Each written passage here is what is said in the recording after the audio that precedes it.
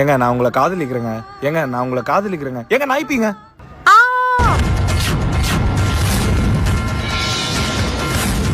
ஏ மொக்க மாயாண்டி மாவ முனியாண்டி பொண்ண கைய புடிச்சு இழுத்துட்டாண்டே. அட என்னடா சொல்ற சொக்க? மாயாண்டி மாவன் முனியாண்டி பொண்ணை கெடுத்துட்டானா? உடனே பஞ்சாயத்து கூட்டுக்கிட்டே. ஏன்பா அந்த புள்ளிய நீதான் கெடுத்தியா?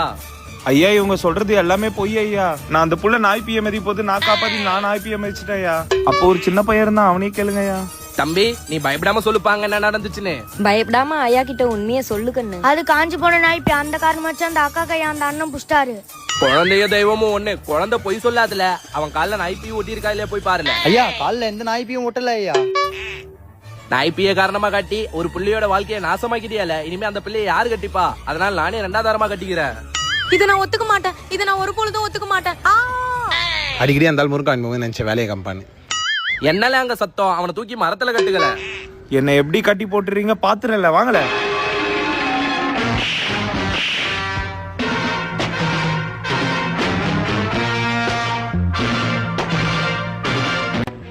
யோ நாட்டாம நாய்ப்பிய காரணமா காமிச்சு நைசா தள்ளின்னு போயிடலாம் பாத்தியா?